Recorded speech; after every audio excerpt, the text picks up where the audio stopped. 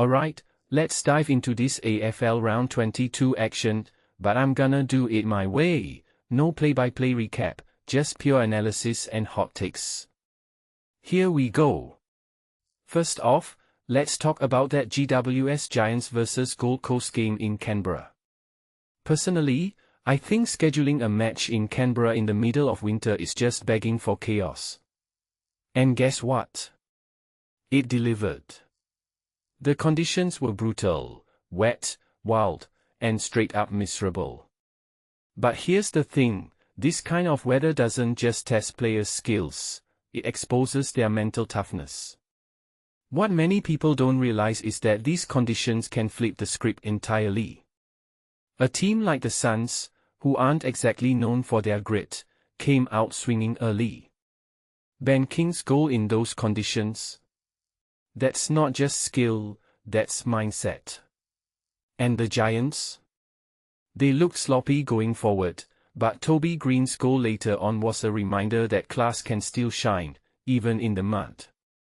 Now, let's zoom in on the defense. Jayden Loverett's rib injury early in the second quarter was a massive blow for GWS. In my opinion, this is where the game started to tilt. The Giants' backline was already under pressure, and losing Loverett meant the Suns could exploit that weakness. Harry Himmelberg's diving spell was heroic, but it also highlighted how thin GWS was getting back there. If you take a step back and think about it, this game wasn't just about who could kick straighter, it was about who could adapt to the chaos. And the Suns did that better, especially with their forward pressure forcing turnovers. What makes this really interesting is how these conditions level the playing field. Star players like Lachie Whitfield can still rack up touches, but it's the contested ball winners like Matt Rowell who thrive.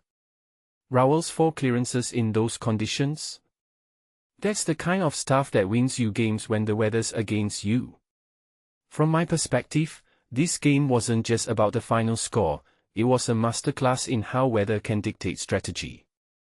Teams that can't adjust? They get left in the mud.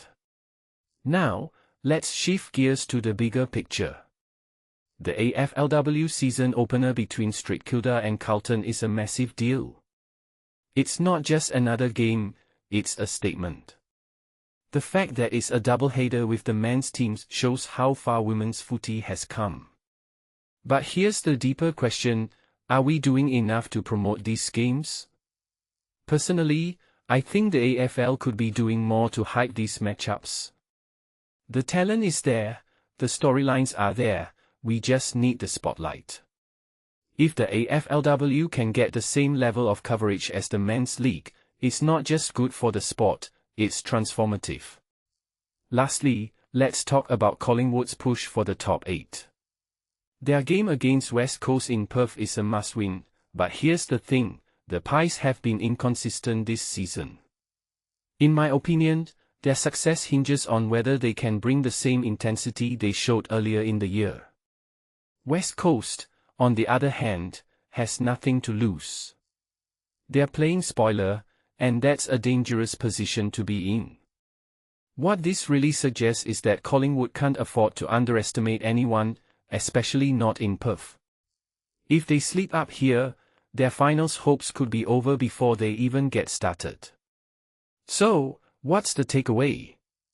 This round isn't just about wins and losses, it's about resilience, adaptability, and the bigger trends shaping the game. From the Giants' struggle in the mud to the AFLW's fight for recognition, there's so much more at play here. And that's what makes this sport so fascinating. What do you think? Let me know in the comments, I'm all ears.